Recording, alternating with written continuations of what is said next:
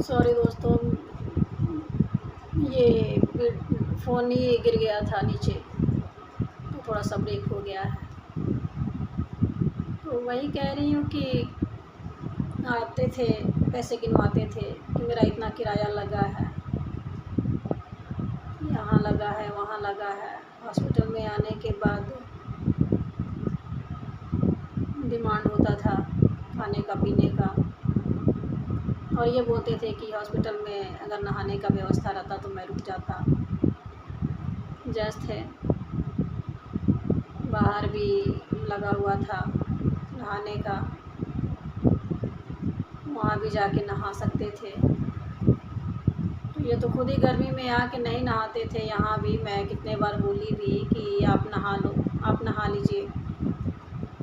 बोले नहीं, शाम को नहाऊंगा। नहीं नहाते थे गर्मी में। अब आप खुद बताइए। उसके बाद बहाने पे बहाना, बहाने पे बहाना। चाहते तो ऑफ़िस में रुक भी सकते थे। ऑफ़िस नहीं, सॉरी दोस्तों, मेरा भी दिमाग कहाँ जा रहा है। हॉस्पिटल में रुक सकते थे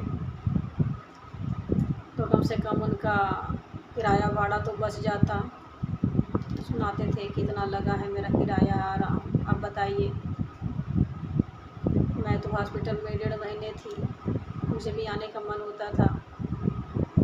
मेरा भी भतीजा बोलता था, उनके दोस्त लोग बोलते थे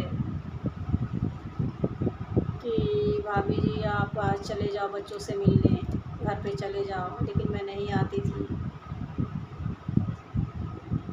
क्योंकि लगता था मैं एक सेकंड के लिए भी इनसे दूर नहीं जाऊंगी, यमराज से छीन के लेके जाऊंगी, क्योंकि डॉक्टर ने जवाब दे दिया था।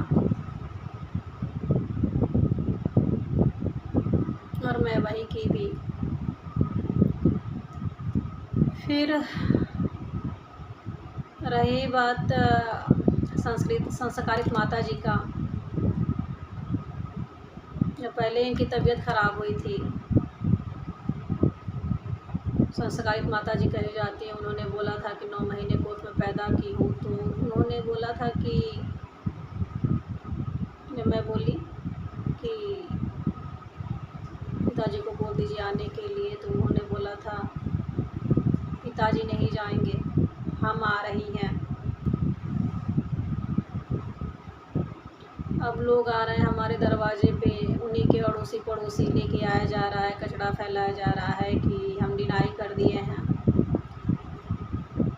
माता जी ने कहा कि हम आ रही हैं, पिताजी नहीं जाएंगे। उन्हें लगा कि पिताजी जाएंगे तो कुछ तो पैसे लगेंगे, लग जाएंगे, तो मैं जाएंगी, क्योंकि हिंदी बहुत अच्छा बोलती हैं वो, पढ़ी लिखी हैं, ग्रेजुएट कही जाती हैं, बीएड हैं, ग्रेजुएट हैं। तो मैं जाएंगी तो कम से कम बेटे का चेहरा देखेंगी और आंसू पोंछेंगी। खुद ही अपने आप को इज्जत देती हैं, अपना आंसू पोंछेंगी मगरमच्छ का, बेटे के सामने रोएंगी। फिर छोटी वाली बेटी का फ़ोन आता है, ठीक है बात हुई है पिताजी से, जा रहे हैं और आप भाई के पास से हट जाओ, किसी दोस्त के वहाँ चले जाओ। अब आप खुद सोचिए, जिसके पति के सांसें धीरे धीरे चल रही हैं, हालत एकदम ख़राब है।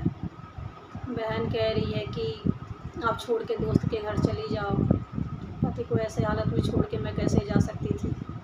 मैंने कहा क्या हुआ, पिताजी जाएंगे, हार्ट अटैक हो जाएगा। उनके ठीक है, आप भेज दो, देखते हैं कैसे हार्ट अटैक होता है। पिताजी आते हैं, हार्ट अटैक नहीं होता है।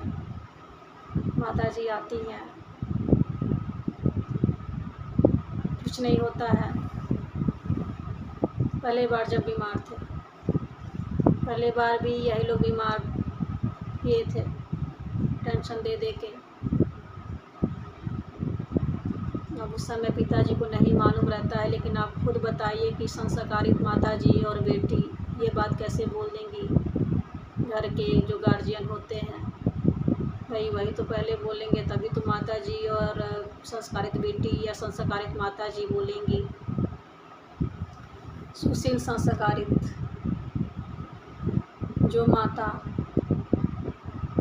अपने पति की झूठी कसम खा ले, भगवान की कसम खा ले, झूठी कसम, नवरात्र का दिन चल रहा है, अगर मैं गलत हूँ तो ये लोग मेरा वीडियो देख भी रहे होंगे। अगर मैं गलत हूँ कमेंट करके आप बोलना, कमेंट करना। अगर मैं नहीं हूँ तो मैं खुद कसम दिला रही हूँ कि आप अपने पति का, अपने बच्चे का कसम खा के कहना। बेटी की बात कर रही हूँ। माता जी तो झूठी कस्में खा लेती हैं। पति को बहुत विश्वास है कि मेरी पत्नी बहुत संस्कारी सुशील है और बेटी भी बहुत संस्कारी सुशील है।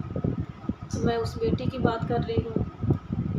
कहती है इंस्टाग्राम पे, फेसबुक पे, यूट्यूब भी चला रही है, बेटे को दिखाती है। मैं बेटे को बहुत प्यार करती हूँ, बहुत मानती हूँ। मायके आती है, बेटा रहता है, नाक से नूज निकलते रहता है, नंगे रहता है, इधर उधर सीढ़ियों से गिरते रहता है, कुछ नहीं देखना। और जब फेसबुक पे फ़ोटो डालना होता है तो उसको सजा धजा के थोड़ी देर के लिए मेरा बेटा, मेरा लाडला डाला जाता है। हस्बैंड की बहन आती है, वो कपड़े पहनाती है शरीर पोंछ के। तो सुशील संस्कारित बेटी को मैं कह रही हूँ कि एक बार मैं कसम दे रही हूँ, या आप एक बार कमेंट में बोलना कि क्या ये मैं गलत बोल रही हूँ। जो अपने भाई का नहीं हो सका और जो माँ अपने बेटे की नहीं हो सकी, वो बोलती है कि 9 महीने कोख में पैदा की हूँ, ये बात बोलती है। तो इससे अच्छा क्या है, अकेले ही रहना सही है। झूठ कब तक चलेगा, झूठ कब तक चलेगा। मुझे तो हंसी आती है कि क्या झूठे इस उम्र में 4 धाम होता है, गंगा नहाना होता है, उसके बाद इतना झूठ बोला जाता है। क्या फ़ायदा उस गंगा नहाने से, 4 धाम करने से। आप लोग खुद बताइए। नवरात्र का दिन चल रहा है, मैं गलत बोलूँ तो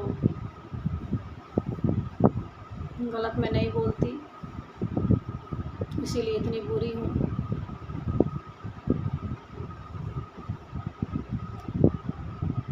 और मुझे किसी को सफाई भी नहीं देना। लोग अब मुझे अहंकारी बोलें, अभिमानी बोलें, तो मैं ना अहंकारी हूँ, ना अभिमानी हूँ, ना घमंडी हूँ। किस चीज़ का घमंड। न कुछ लेके आए हैं, न लेके जाएंगे। जो है यहीं का यहीं रह जाएगा। कोई नहीं जानता कब किसके साथ क्या होगा। बुढ़ापे का मैं इंतज़ार क्यों करूं। समय अभी सिखा दे रहा है अपने और परायों का अंतर। तो बस मैं आप लोगों से यही कहूँगी, कोई किसी का नहीं है जब तक अपना हाथ पैर शरीर चल रहा है। तब तक बहुत रिश्तेदार,